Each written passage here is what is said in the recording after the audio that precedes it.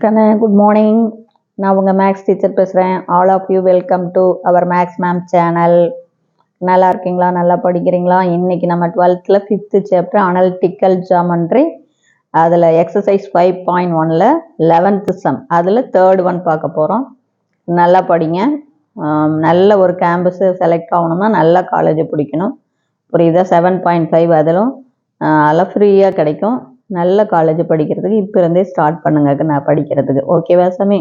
இப்போ பாருங்கள், find centre and radius of the circle x² + y² - x + 2y - 3 = 0.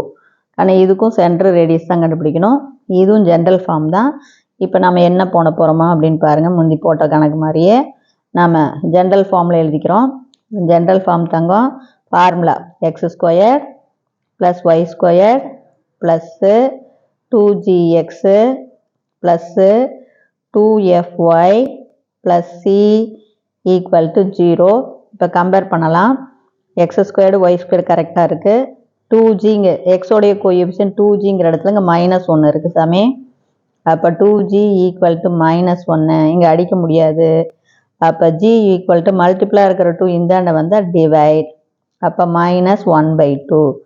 அங்கே ஒன்றுமே இல்லை, ஜஸ்ட்டு 2ஆல் அடிக்க முடியுதான்னு பாரு. அடிக்க முடியலன்னா கீழே கொண்டாந்துரு, அவ்வளோதான், ஜாலியாக. அதே மாதிரி அடுத்தது கம்பேர் பண்ணு ஒய்யோடைய கோஎஃபிஷியன்ட்டு. அப்போ 2f = 2 தங்கம் இங்கே அடிச்சுக்கலாம். 1:2 அப்போ f = 1. புரியுதா? அடிக்க முடிஞ்சால் அடி, அடிக்க முடியலைன்னா கீழே கொண்டாந்துரு. அடுத்தது c = -3 தங்கம். நல்லா ஞாபகம் வச்சுக்கோ, குறியோடு கரெக்டாக இது பண்ணேன். புரியுதா? குறி விட்டுட்டு போட்டுறக்கூடாது. மேக்ஸை பொறுத்த வரையும் சிம்பிள் ரொம்ப ரொம்ப ரொம்ப முக்கியம். அடுத்தது இப்போ சென்டர். அப்போ சென்டருக்கான ஃபார்முலா உனக்கே தெரியும். ஜிஎஃப்னா -g, -f. அப்போ பிரதியெல்லாம் சாமி என்ன போடுவேன் பாருங்கள். மைனஸ் அப்படியே இருக்கும். ஜிக்கு பதிலாக -1/2 ராஜா. இங்கே ஒரு மைனஸ், இங்கே ஒரு மைனஸ். அப்போ மைனஸும் மைனஸும் சேர்ந்து +1/2ன்னு வந்துடும். மைனஸ் எஃப்க்கு பதிலாக 1.